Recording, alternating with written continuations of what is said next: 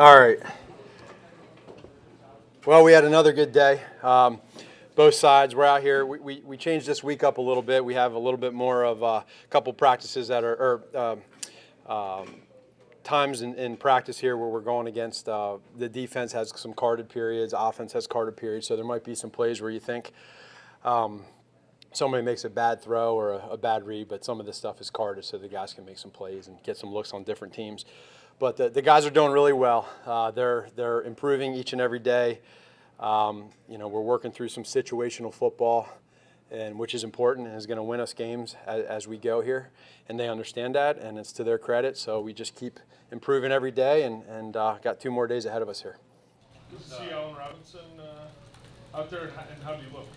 Yeah, really good. I mean, it's really good to see him out there, and he didn't do enough to say what he did one way or the other, but it's a positive sign when he's out there and he's able to run some plays and just kind of, for his mindset, just get out there. I think that's one of the biggest things is when you go through an injury like that and I personally went through it myself, so it can be one where physically you're good to go or you feel really strong, but then you still got to get by that mindset of that. So it's going to be a day-by-day process for him, but to have him out there, I know it felt good for the offense, and that was good. Is that the most he's done, like that we got to today in terms of participating? Probably, yeah. He's been working each and every day a little bit more, and now to get him in there in group install and let him do some things on air.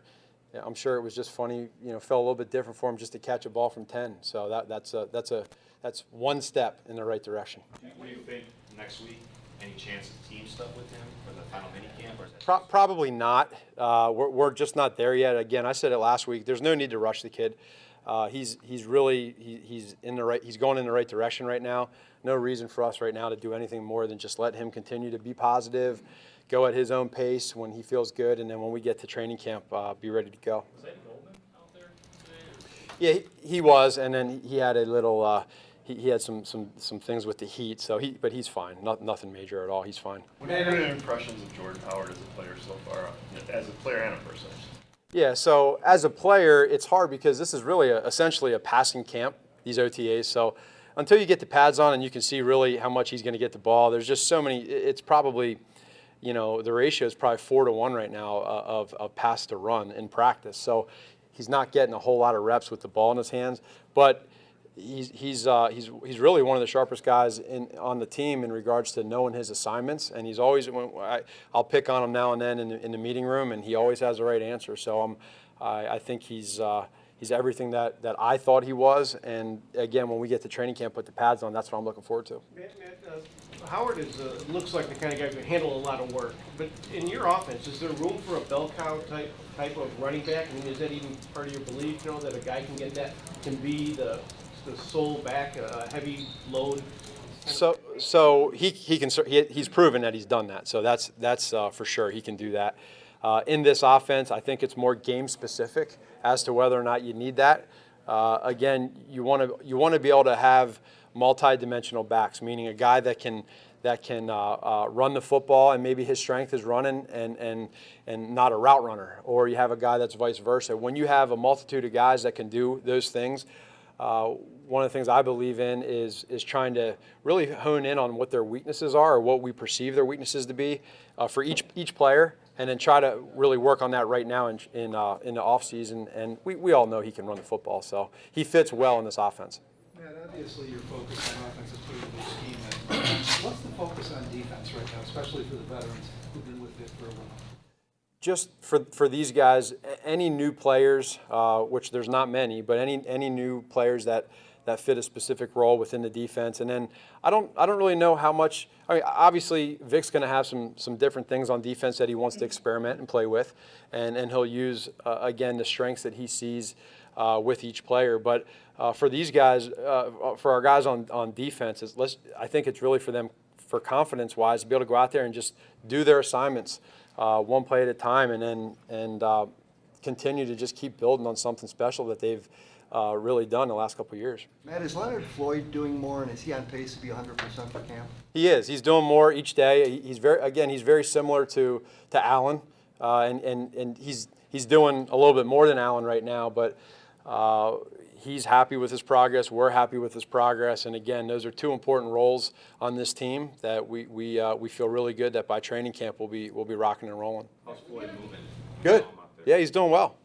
Taylor Gabriel just said how he feels like he's really clicking with Mitch. What has stood out to you so far about Gabriel? So Taylor's a kid that everyone kind of puts that whole little gadget thing to his name and to how he plays the game because he's not very big, but he's super fast.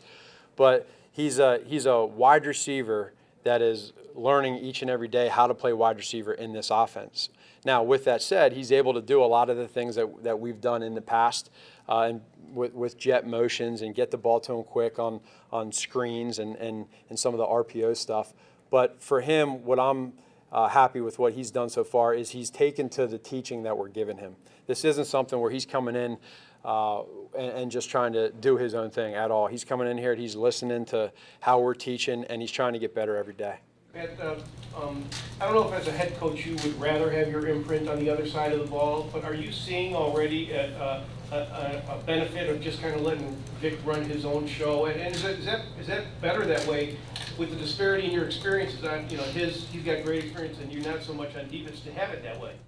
Yeah, for me to be able to, right now with what we're doing as an offensive staff, to be able to have that as a head coach with Vic, to be able to take that defensive side of the ball and do what he's been doing for years and years is a benefit. Now, I'm also not going to just let that go. I need to be able to be a part of that. And for year one, as a head coach, trying to implement this offense, we as a staff doing this, there's going to be more time that I'm away from the defense. As we continue to grow as an offense and the coaches and players become more and more comfortable, then I'll be able to have more be more involved into that side of the defense.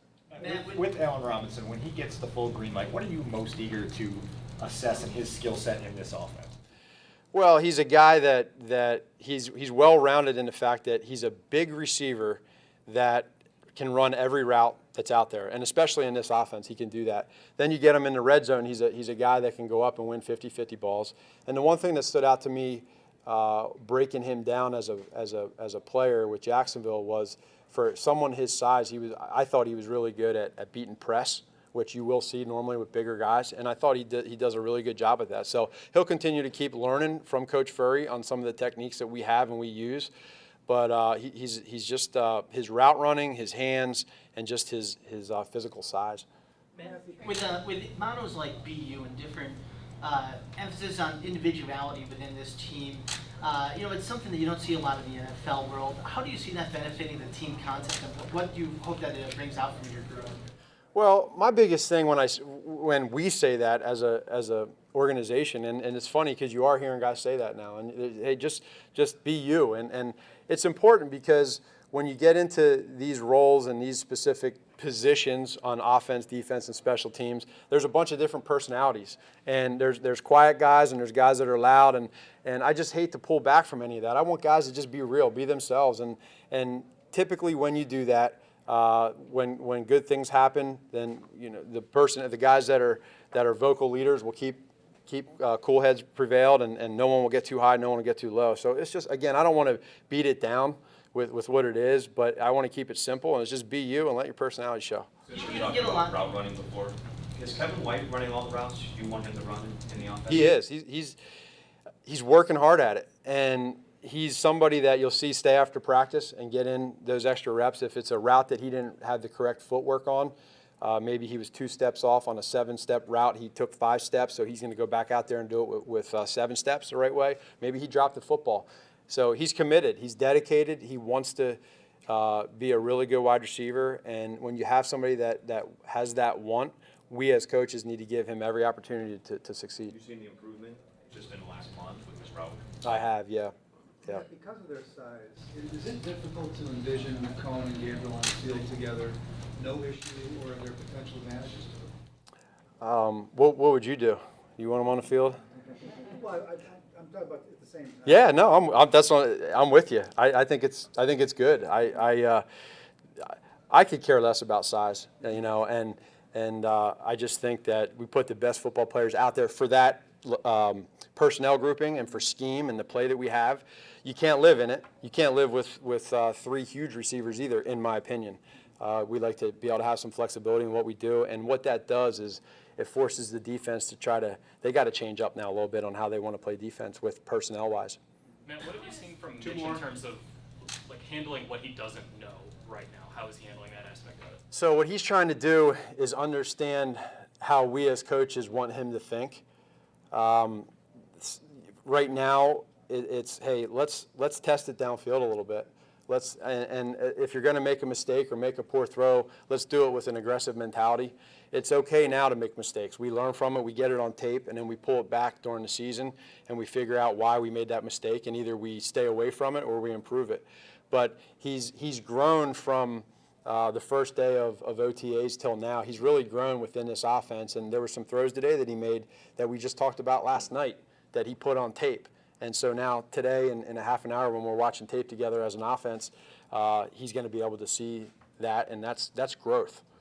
How has Trey Burton upgraded things at the tight end position, both on the field and even in the room? Yeah, it's so easy to feel his leadership.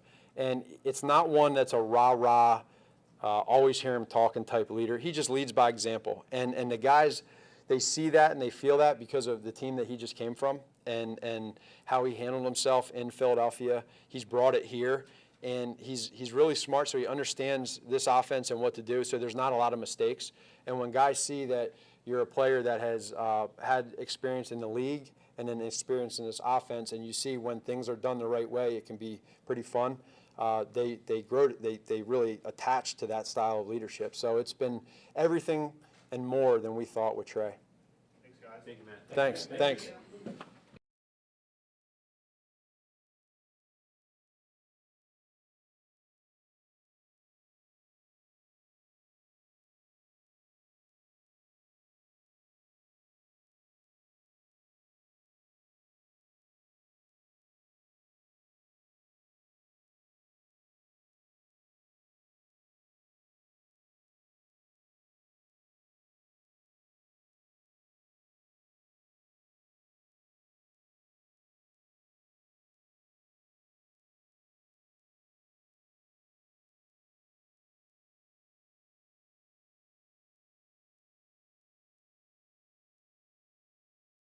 How are you? What's up, man? How you doing?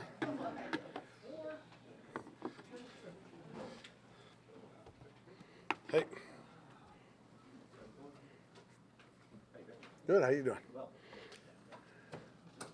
how do you feel like Roquan Smith can affect your defense? Well, right now he's just trying to learn everything, and he's doing well at that, working hard at it. We'll see. Right now he's got to earn his stripes. He had a good enough college career, both on and off the field, to get drafted where he was drafted, and now he's got to prove his worth here. But he's doing well. What did you like about him in college? He's fast, obviously. He's smart and got good instincts.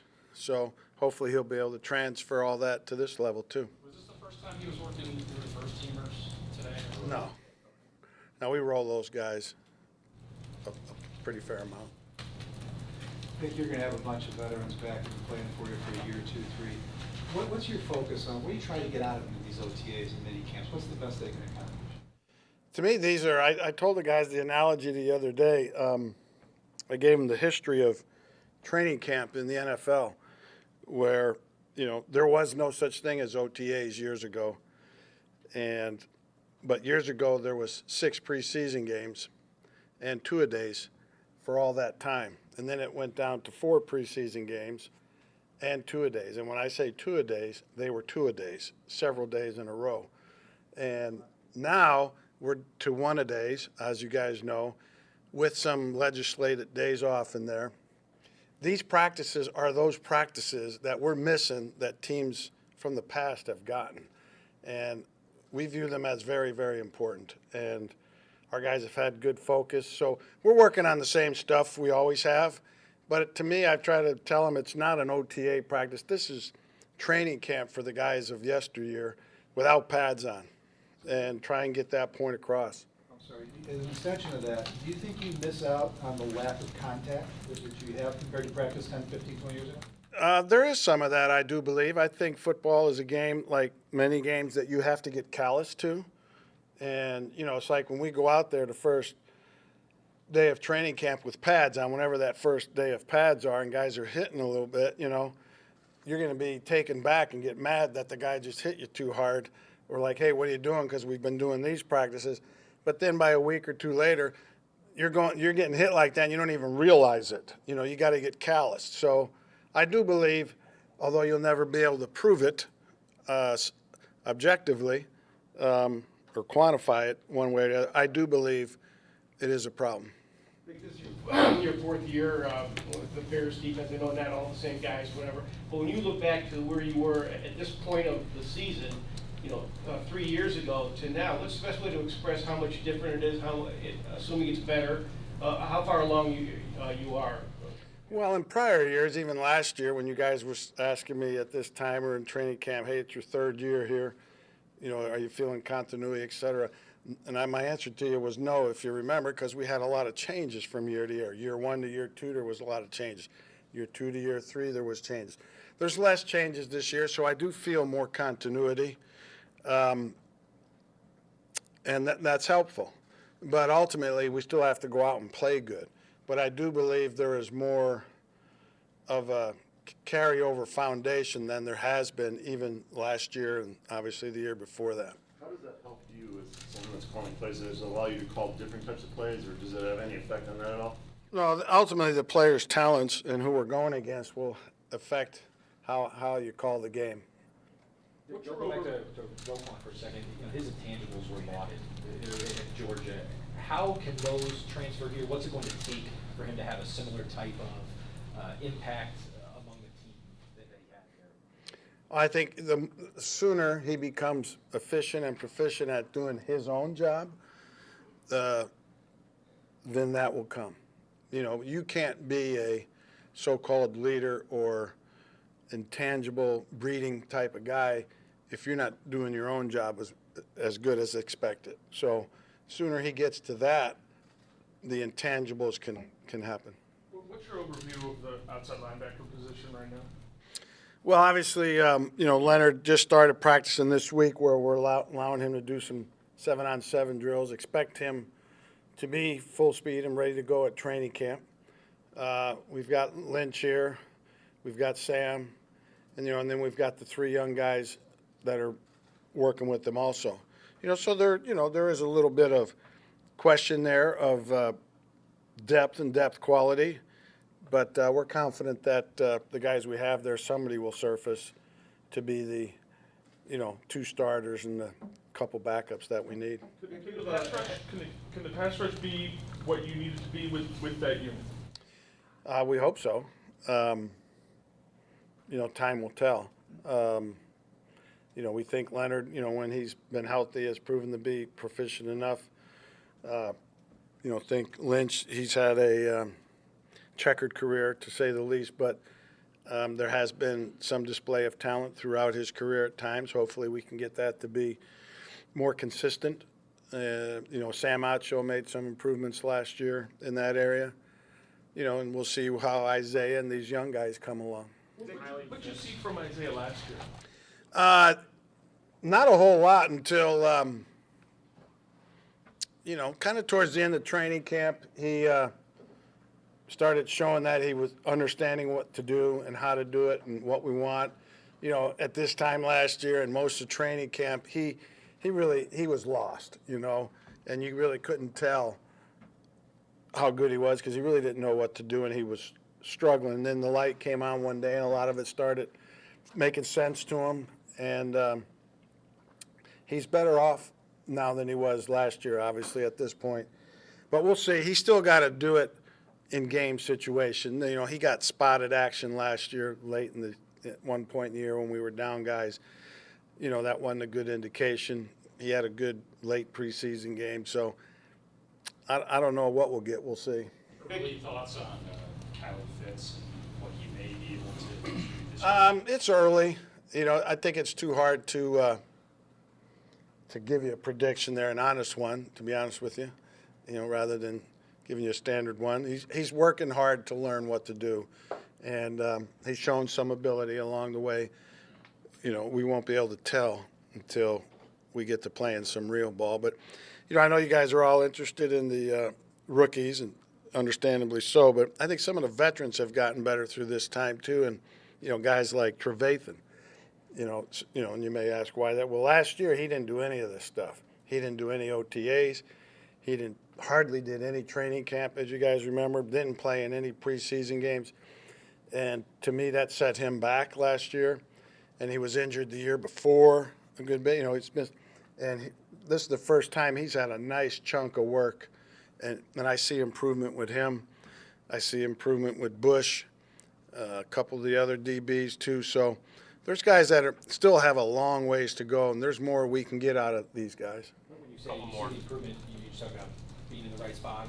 Or Yeah, just executing and being more efficient, quicker, and, you know, play diagnosis and understanding the little nuances, not just in the classroom, being able to take them to the field and show you that. And, you know, he had a nice interception today in practice that you saw.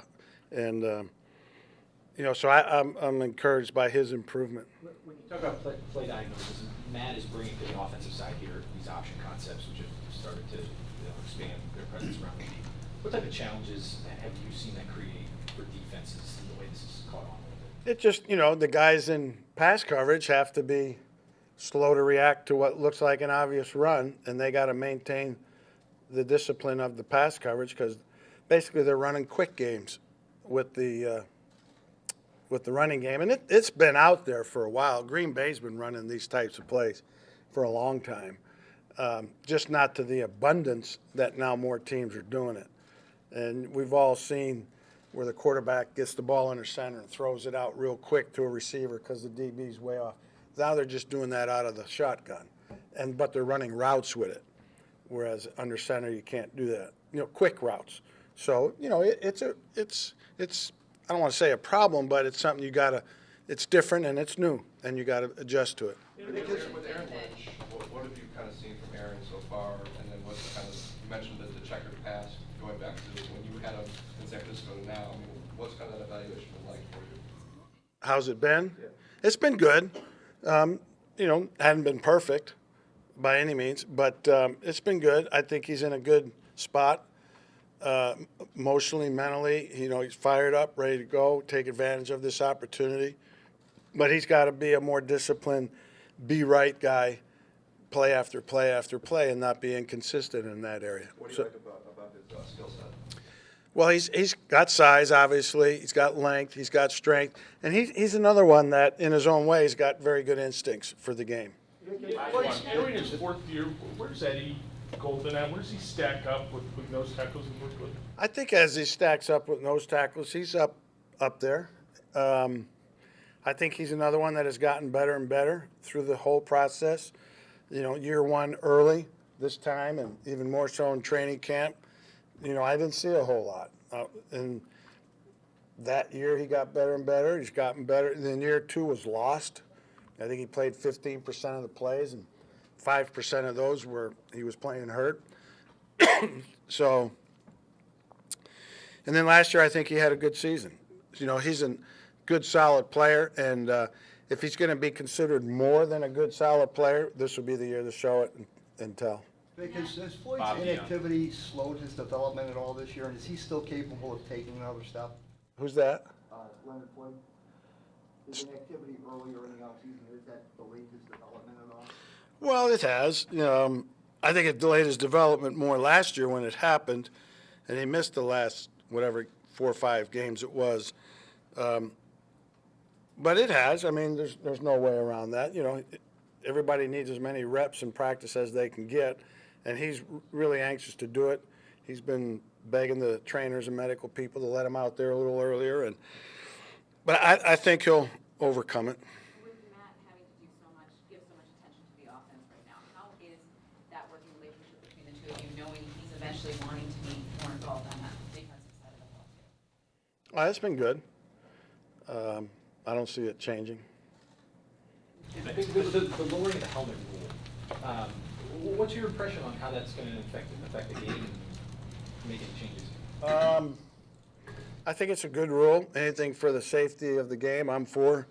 I do think there are situations that is going to make it very hard to be officiated, number one. And number two, I think it's going to be very hard in certain situations for players to avoid it also. You know, the lower they have to go to tackle somebody, it's hard to go down there to tackle somebody without your head going down a little bit. So it'll be interesting. You know, I applaud the motivation and the reasoning behind it. We'll see how it turns out. Thanks, everyone. We gotta get them going. All right. Thanks, Vic. Thank you, Vic.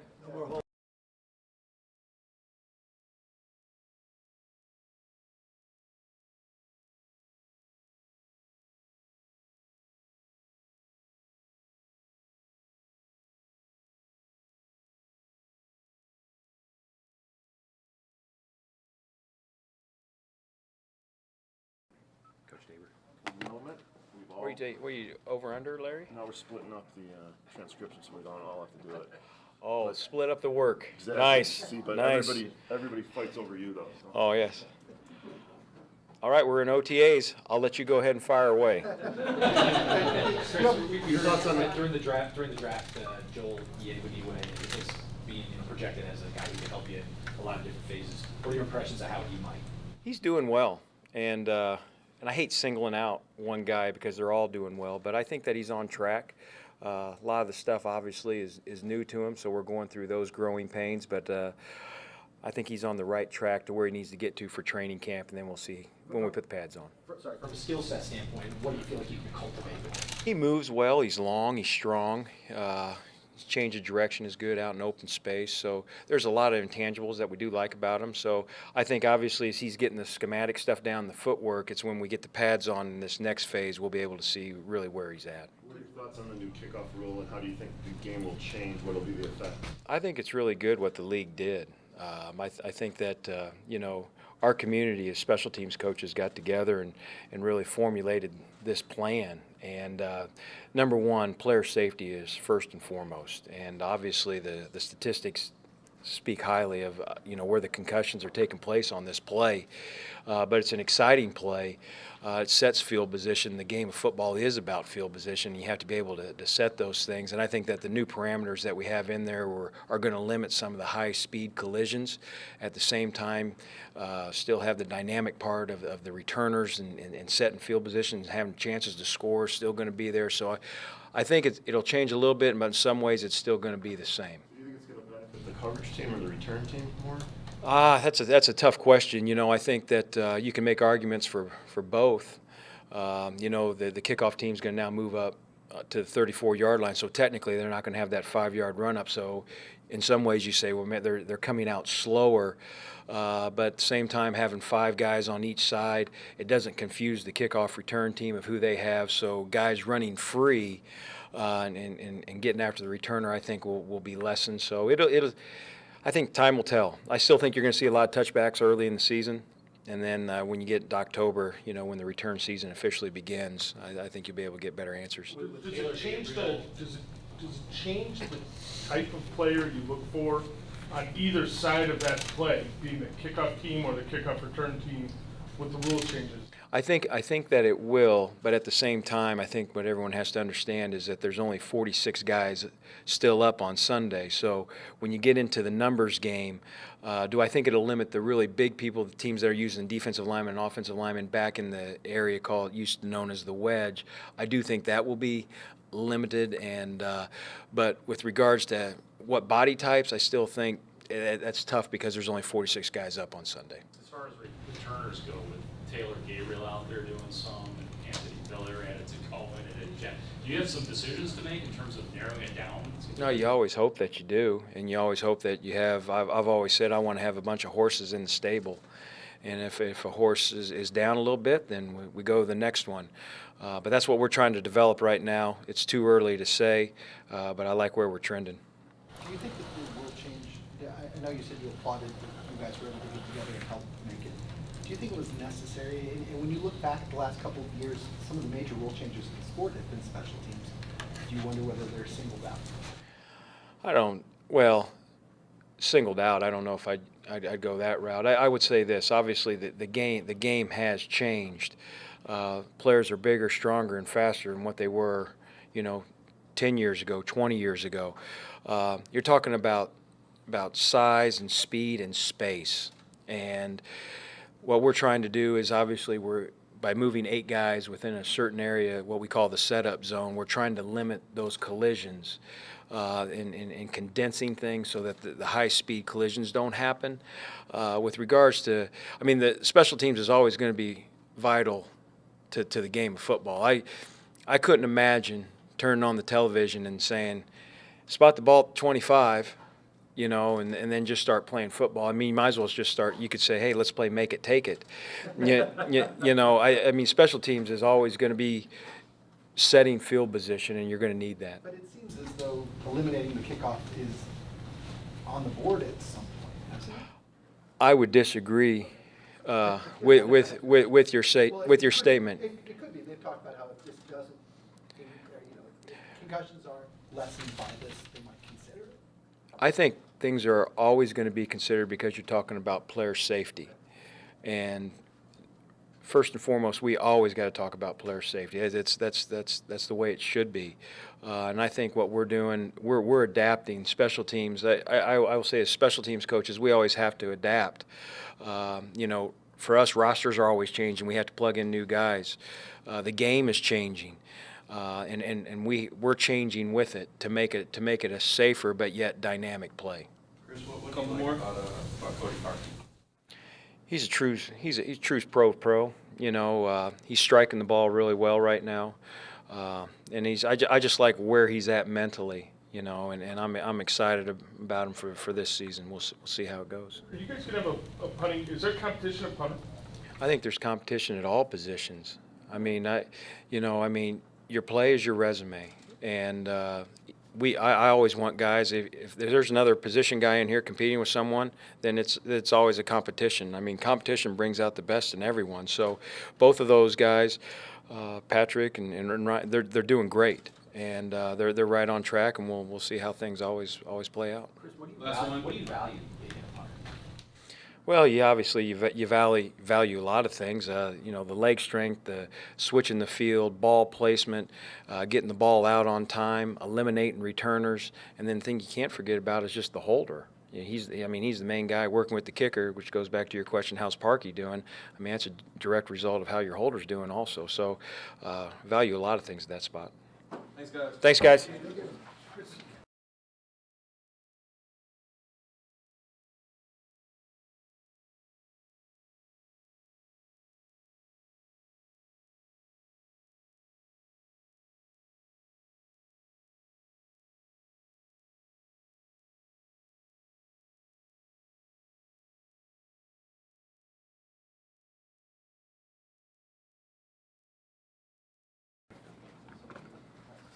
Fastball, a slider, or a curveball? Originally, it was going with a 2-seamer, but it was tailing too much in warm-up, so I had to switch it to the 4-seamer. Trace, is it fun playing that new position? We got to see you line up in different places, different kinds of balls. Is it fun? Yeah, I would say tight end in general in this offense is fun, because you get to do a little bit of everything, and they move you around. You can line up outside, you can line up tight, a bunch of different things. So I would just say tight end in general is a lot of fun. Coach talked about your leadership, that you can see it right away. How much pride do you take in that? How important is that to you? Yeah, I take a lot of pride. I'm not much of a vocal guy. I'm more of like a one-on-one, intimate, type of communicator. And so I take a ton of pride of it. I was a quarterback in high school and had a great quarterback coach, who kind of taught me how to be a leader and how, all the eyes are on you. And so ever since then, you kind of ran with it. As this offense is being installed, how similar are some of the concepts to the one you ran in Philadelphia? Yeah, it's similar, but every offense has a lot of the same, no matter what scheme you're in. But it's pretty similar. Doug and Nagy both came from the same scheme, and so pretty similar. But he has his own little tweaks, which are pretty cool. What do you think, Trey? What's fair to expect from a new offense in year one? You went through this with Peterson 2 years ago. Yeah. For Bears fans that don't know what to expect, haven't seen this offense before, what's realistic as a team you guys can accomplish? Yeah, I guess you would just look at, what Philly does. You would look at what Kansas City does, see the success that they have, But it all starts, with Mitch and how well he can read defenses and make reads and check into getting us in the right play. And as he grows, with that, we'll grow together collectively as an offense. What are your impressions of tangibles you're seeing with Mitch at this point? He's special, really special. He has a great live arm. He can make the tough throws. Obviously, extremely athletic. Being able to run and does a really good job communicating in the huddle. Takes lead and charge of that, which not everybody does and not everybody's comfortable doing. So yeah, he's a special quarterback. A young guy, but I'm really excited for the season. To see how it goes. Trey, how do you prepare to be a full-time player? What just from the conditioning and just having to know? I mean, obviously already doesn't know the playbook, but your playing time's going to take a big uptick. Yeah, definitely. I would say rest when I can rest, especially in the off season. But then mentally prepare. Because in Philly it was kind of tough for me because I never knew week in and week out how much I was going to play. So I was always preparing like I was going to play a lot. But then the games where I wouldn't play a lot, I'd be a little disappointed. So now I don't think that will be the case. So I'll always be. I know how to prepare. To be the guy. And so just kind of. And I'm fortunate I've been able to have to do that. It's not like my first time jumping into that role.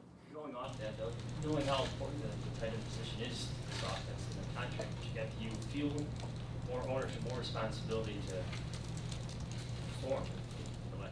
No, not really. I mean, the coaches are going to put us in the best position to succeed.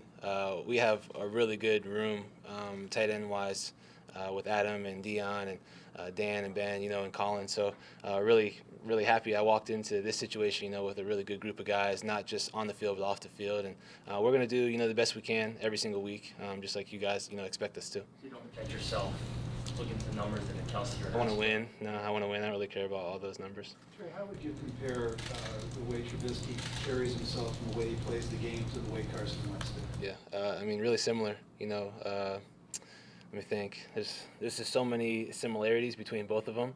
A lot more similarities than opposites. So kind of what I was mentioning before. The way he takes command. He's a natural leader. His arm strength. His ability to run. His elusiveness in the pocket. There's a lot of things that are very similar. And how was Carson different year 2 from year 1?